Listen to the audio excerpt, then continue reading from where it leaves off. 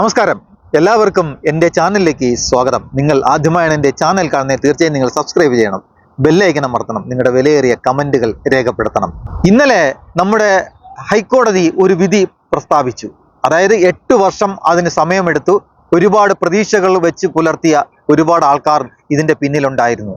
ഗൂഢാലോചനകൾ നടന്നു, ഒരുപാട് ചർച്ചകൾ നടന്നു, ഒരുപാട് കേസുകൾ നടന്നു, പലരും പലവട്ടം ജയിലിനകത്തായി. അങ്ങനെ ഇരിക്കവേ ഇന്നലെ കോടതി ഒരു വിധി പ്രസ്താവന നടത്തി. നമ്മുടെ എല്ലാവർക്കും പ്രിയപ്പെട്ടവനായ ദിലീപിനെ വെറുതെ വിട്ടുകൊണ്ടാണ് ആ കോടതി വിധി പ്രസ്താവിച്ചത്. കോടതി വിധിയിൽ നാം കേട്ടുകേഴ്വിയില്ലാത്ത തരത്തിൽ അദ്ദേഹത്തെ കോടതി വെറുതെ വിടുകയായിരുന്നു. 8 വർഷം സമയമെടുത്തു ആ കോർട്ട് വിധി വരാൻ. ഇതിൻ്റെ പിന്നിൽ വലിയ ഗൂഢാലോചന നടന്നു എന്നവർ പറയുന്നു. അതായത് ദിലീപ് തന്നെ പറയുന്നു, ഇതിൻ്റെ പിന്നിൽ വലിയ ഗൂഢാലോചന നടന്നു. ഒരു വലിയ ഉദ്യോഗസ്ഥ, അന്ന് ഈ കേസ് അന്വേഷിച്ചിരുന്ന ഉദ്യോഗസ്ഥ ഇതിൻ്റെ പിന്നിൽ വലിയ ഗൂഢാലോചന നടത്തിയിരുന്നു. ക്രിമിനൽ പോലീസുകാരുണ്ടെന്നും അവർ തമ്മിൽ എല്ലാവരും ഒത്തുചേർന്നാണ് ഇതിനെതിരെ പ്രവർത്തിച്ചതെന്നും ദിലീപ് പച്ചയ്ക്ക് പൊതുസമൂഹത്തിനോട് വിളിച്ചു പറഞ്ഞു. അങ്ങനെ ഇരിക്കവേ ഇന്നലെയാണ് വിധി പ്രസ്താവം വന്നത്. ദിലീപിന് വലിയ സന്തോഷമുണ്ട്. അദ്ദേഹത്തിൻ്റെ അഡ്വക്കേറ്റിൻ്റെ അടുത്ത് പോയി അദ്ദേഹത്തിൻ്റെ കാല് തൊട്ട് വന്നിച്ച് ഒരുപാട് അതിനുവേണ്ടി പ്രാർത്ഥിച്ച കൂടെ നിന്ന് എല്ലാവർക്കും അദ്ദേഹം വലിയ നന്ദിയും പറഞ്ഞു. അങ്ങനെ ഇരിക്കവേ ഇന്നലെ ആ അതിജീവിതയുടെ അഡ്വക്കേറ്റ്, അവർക്ക് ഒരുപാട് പ്രതീക്ഷയുണ്ടായിരുന്നു. അവർ ഇതിനുവേണ്ടി ആത്മാർത്ഥമായി ഒരുപാട് പ്രയത്നിച്ചു. പക്ഷേ ഫലം കണ്ടില്ല. ഫലം മറ്റൊന്നായിരുന്നു.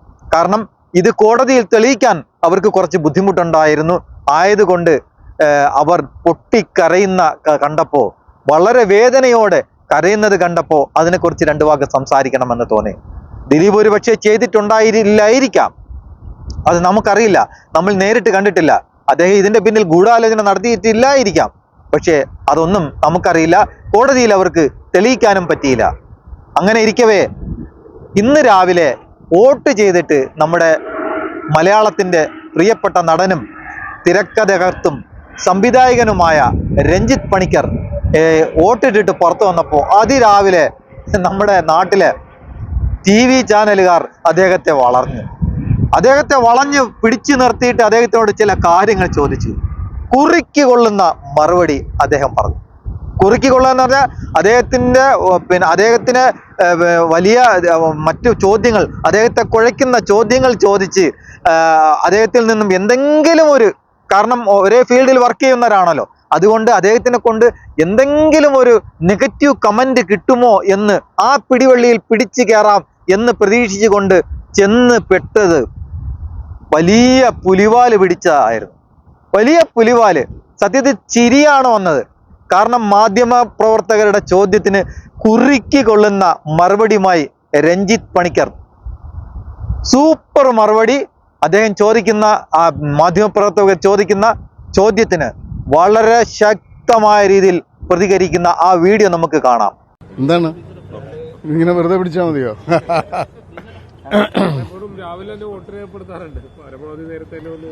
പരമാവധി നേരത്തെ വരുന്നത് സ്വാർത്ഥ താല്പര്യമാണ്. കാരണം അധിക നേരം ക്യൂവിൽ നിൽക്കാതെ, അധികം വെയിൽ കൊള്ളാതെ വോട്ട് ചെയ്തിട്ട് പോകുക എന്നുള്ളതാണ്. രസമല്ലേ? ഇന്നലത്തെ കോടതി ഉത്തരവിലൂടെ നടിക്ക് നീതി കിട്ടിയെന്ന് കരുതുന്നുണ്ടോ? കോടതി ഉത്തരവ് ഞാൻ വായിച്ചിട്ടില്ല. കുറ്റവാളികൾ ശിക്ഷിക്കപ്പെട്ടു എന്നാണ് എന്റെ വിശ്വാസം. ദിലീപിനെ കുറിച്ച് കോടതി പറഞ്ഞിരിക്കുന്ന അയാൾ കുറ്റവാളിയല്ല എന്നല്ലേ? അത്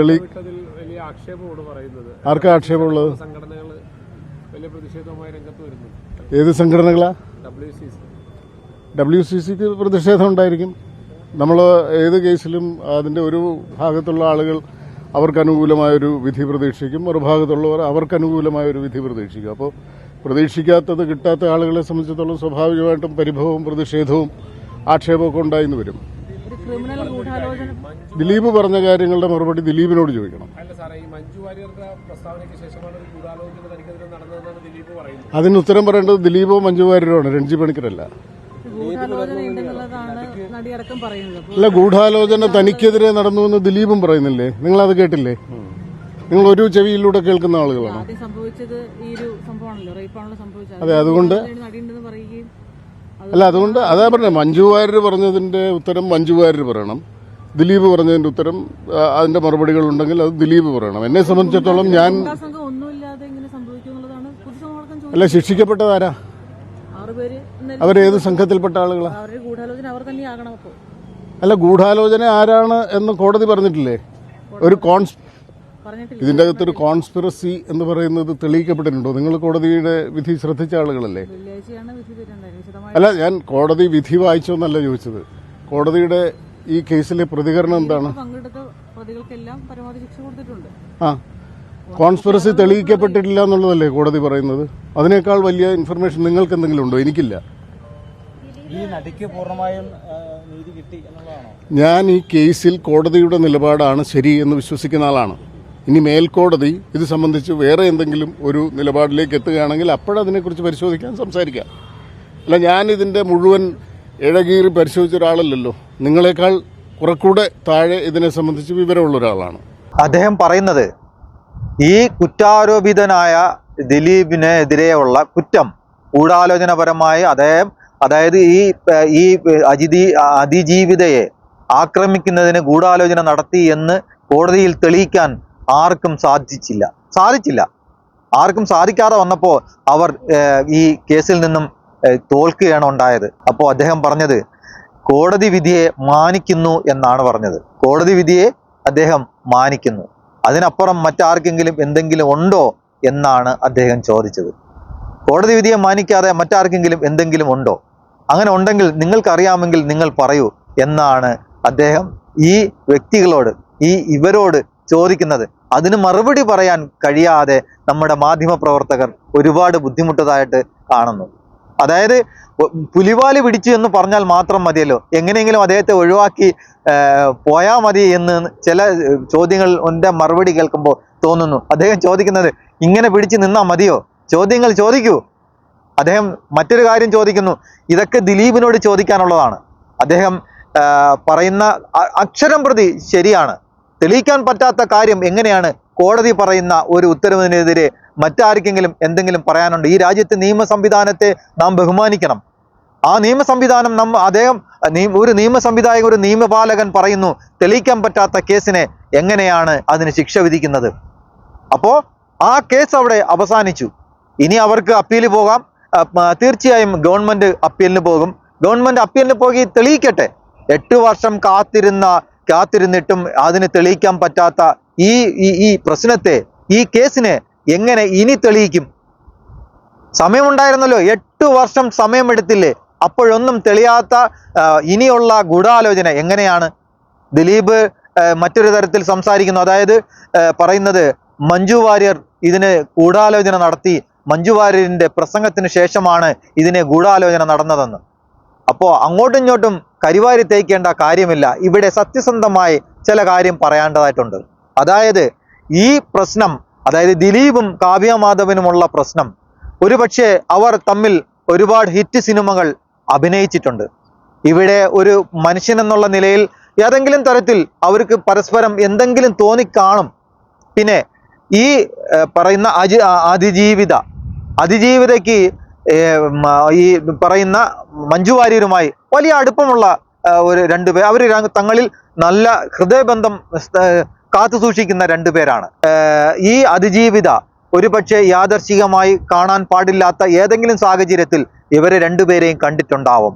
ഇത് നടന്നത് ഇങ്ങനെ ആവാനാണ് ഒരു ചാൻസ്. എൻ്റെ ഊഹമാണ് ഞാൻ പറയുന്നത്, ശരിയാവണമെന്നില്ല.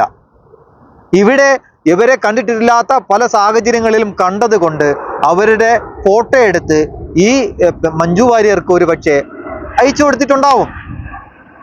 യാതൊരു ഭാര്യയും തൻ്റെ ഭർത്താവ് മറ്റൊരു സ്ത്രീയുമായി അടുപ്പം പുലർത്തുന്നു എന്ന് കണ്ടാൽ തീർച്ചയായും അവരത് പ്രതികരിക്കും. അത് തെറ്റല്ല. ലോകത്ത് അങ്ങനെ തന്നെയാണ്. സ്വന്തം ഭർത്താവ് മറ്റൊരു സ്ത്രീയുമായി എന്തെങ്കിലും തരത്തിൽ അടുക്കുന്നു എന്ന് തോന്നിയാൽ അവർ പ്രതികരിക്കും. ആ പ്രതികരണം അവരെ മറ്റ് അടുപ്പങ്ങളിലേക്ക് കൊണ്ടെത്തിച്ചു എന്നെനിക്ക് തോന്നുന്നു. അപ്പോൾ ഇവിടെ ഈ പെൺകുട്ടി, അതായത് ഈ അതിജീവിത ഫോട്ടോ എടുത്തതും ആ വിവരങ്ങൾ ഈ വ്യക്തിയെ പറഞ്ഞത്, അതായത് മഞ്ജു വാര്യർ എടുത്ത് പറഞ്ഞതും ഇവരാണെന്ന്, ഈ അതിജീവിതയാണെന്ന് ദിലീപിന് ബോധ്യം വന്നതിന്റെ കാരണം അവന്റെ വൈരാഗ്യമാണ് തീർത്തതെന്നാണ് എനിക്ക് തോന്നുന്നത്. ഇവിടെ അതിനാണ് ചാൻസ്. അപ്പോൾ ഗൂഢാലോചന നടത്തിയ തെളിയിക്കാൻ കഴിയാതെ പോയതാണ് ഏറ്റവും വലിയ പ്രശ്നമായി മാറിയത്. ഇനി പോകുന്നത് സുപ്രീം കോടതിയിലായിരിക്കും. അവിടെ പോയി തെളിയിക്കട്ടെ. 8 വർഷം തെളിയാത്ത കേസ് ഇനി ഒരു പക്ഷേ സുപ്രീം കോടതിയിൽ തെളിയിച്ചാൽ തീർച്ചയായും ഇന്ത്യയുടെ ചരിത്രത്തിൽ തന്നെ അത് ആദ്യത്തെ സംഭവമായിരിക്കും. ഗൂഢാലോചന കുറ്റത്തിന് മറ്റൊരു കാര്യം പറയാനുള്ളത്, ഈ പ്രതി നമ്മുടെ രഞ്ജിത്ത് പണിക്കർ പറഞ്ഞതുപോലെ പ്രതിയെ ശിക്ഷിച്ചു എന്നാണ് നമുക്കും വിശ്വസിക്കേണ്ടതായിട്ട് വരുന്നത്. തീർച്ചയായും കുറ്റം ചെയ്തവർക്കെതിരെ ശിക്ഷ നടപടികൾ ഉണ്ടാവണം. ഉണ്ടായി കഴിഞ്ഞു. അവരൊരിക്കലും രക്ഷപ്പെടാൻ പാടില്ല. ഒരു സ്ത്രീക്കുമെതിരെയും ഇതേമാതിരി ഇതുപോലുള്ള അതിക്രമം ഉണ്ടാകരുത്. അവർ അതിജീവിത എന്ന് പറഞ്ഞാൽ അതാണ് അതിജീവിത, അല്ലാതെ രാഹുൽ മാങ്കൂട്ടത്തിൻ്റെ അതിജീവിത അല്ല. അത് കെട്ടിച്ചമച്ച കഥകളാണ്. ഇവിടെ ഒരുപാട് മീഡിയ മാധ്യമ പ്രവർത്തകർ അല്ലെങ്കിൽ പത്രക്കാർ ദിലീപിനെ ഒരുപാട് രീതിയിൽ കുറ്റം ചുമത്തിയിട്ടുണ്ട്, കുറ്റം ചാർത്തിയിട്ടുണ്ട്. പക്ഷേ നമുക്ക് നേരിട്ട് യാതൊരു തരത്തിലും ഒരു തെളിവുമില്ല ദിലീപ് ഇതിനെതിരെ പ്രവർത്തിച്ചിട്ടുണ്ട് എന്ന്.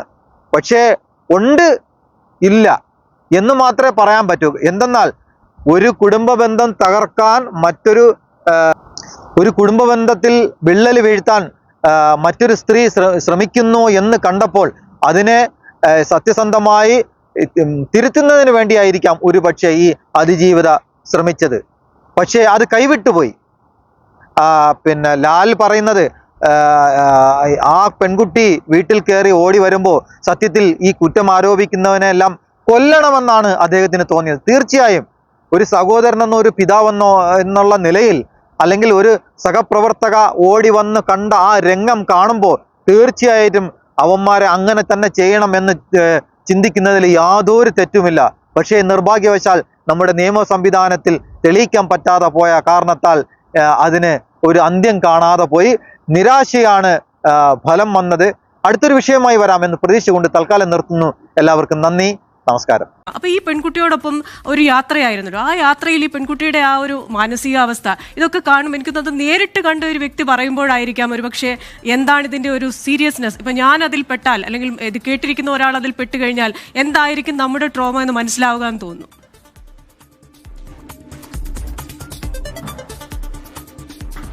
അതൊരു ഭയങ്കര പ്രശ്നമാണ്. അത് എന്ന് പറഞ്ഞാല്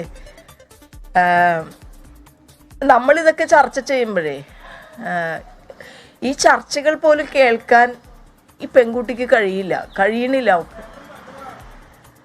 കാരണം എന്താ വെച്ചാൽ ആ ചർച്ചകൾ ആ രാത്രിയിലെ ഓർമ്മകളിലേക്കാണ് ആ കുട്ടീനെ കൊണ്ടുപോവുക. ഇന്നലത്തെ ആളല്ല കേട്ടോ ഞാനിന്ന്. കാരണം ഞാൻ തന്നെ അങ്ങനെ ആയിട്ടുണ്ട്. കാരണം അവരെ സംബന്ധിച്ച് അവർ ശരിക്കും പറഞ്ഞു കഴിഞ്ഞാൽ ഈ സൊസൈറ്റി മുഴുവൻ അത്രയും സ്ത്രീകൾ ആ കുട്ടിയെ സ്വന്തം കുട്ടിയായിട്ട് കാണണം. കാരണം ഇത് മനുഷ്യന് താങ്ങാൻ കഴിയുന്ന ഒരു അവസ്ഥയിൽ കൂടെയല്ല ഇപ്പോഴും പോകുന്നത്. ഞാൻ ഈ കേസെടുക്കുമ്പോൾ ഞാൻ ആ കൊച്ചിനോട് ചോദിച്ചതാണ്. കാരണം ഞാനൊരു കേസെടുത്താൽ പിന്നെ പുറകോട്ട് പോകാൻ എനിക്ക് പറ്റില്ല. ഏതെങ്കിലും ഘട്ടത്തിൽ സെറ്റിൽ ചെയ്യണമെങ്കിൽ സെറ്റിൽ ചെയ്യാമെന്ന് ഞാൻ പറഞ്ഞിട്ടുണ്ട്. പക്ഷെ ഒരിക്കലും സമ്മതിക്കാത്ത ആൾ ആരാന്ന് വെച്ചാൽ അത് ആ കുട്ടിയാണ്. കാരണം അത് ആ കേസ് സത്യമാണെന്നുള്ളത് കൊണ്ടും ആ അനുഭവിച്ചത് ഒരിക്കലും മറക്കാനോ പൊറുക്കാനോ ആ കൊച്ചിന് കഴിഞ്ഞിട്ടില്ല എന്നുള്ളതുമാണ്. ഇന്നലെ നമ്മൾ സംസാരിക്കുമ്പോഴും അത്രമാത്രം സങ്കടമാണ്. എന്ന് വെച്ചാൽ എനിക്കത് പറഞ്ഞ് നിങ്ങളോട് മനസ്സിലാക്കാൻ കഴിയില്ല. നന്മയുള്ള ഒരു കേരളത്തിൽ നിന്ന് പോയി ലോകത്തിലും എത്രയോ ലോകത്തിൻ്റെ വിവിധ ഭാഗങ്ങളിൽ നിൽക്കുന്ന ലോകം മുഴുവൻ ഈ കേസിനെ ആ പെൺകുട്ടിക്ക് നീതി കിട്ടണമെന്ന് ആഗ്രഹിക്കുന്നതാണ്. ആ പെൺകുട്ടിക്ക് നീതി കിട്ടുക എന്ന് പറയുന്നത് കേവലമായ ഒരു വിഷയമല്ല, അതെല്ലാ പ്രതികളെയും ശിക്ഷിക്കുക എന്നുള്ളതാണ്. പിന്നെ ഞങ്ങൾ എത്രയോ പ്രാവശ്യം നിങ്ങൾ എന്നെ വിളിച്ചിട്ട് ഞാൻ ചർച്ചയ്ക്ക് വരുന്നില്ല, എന്നെ രാത്രി കാണുന്നില്ല, പകൽ കാണുന്നില്ല. ഞങ്ങൾ അത്രമാത്രം ആ കേസിൽ ഇൻവോൾവ് ആയിരുന്നു. ഞങ്ങൾക്ക് ചെയ്യാൻ കഴിയുന്നതിൻ്റെ ലിമിറ്റേഷൻസ് ഉണ്ടായിട്ടുണ്ടാവും, ഇല്ലയെന്നൊന്നും ഞാൻ പറയുന്നില്ല. പക്ഷെ ഞങ്ങളുടെ ലിമിറ്റേഷനെ മറികടക്കാൻ തന്നെ പ്രകൃതിയിൽ നിന്നുള്ള ഭയങ്കരമായിട്ടുള്ള ഒരു സപ്പോർട്ട് ഉണ്ടായിട്ടുണ്ട്. ഭയങ്കരമായിട്ടുള്ള സപ്പോർട്ട് എന്ന് പറഞ്ഞു കഴിഞ്ഞാൽ ചില തെളിവുകളൊക്കെ ഒഴുകി എത്തുന്ന പോലെ തോന്നിയിട്ടുണ്ട്. ഒഴുകി എത്തുകയാണ്.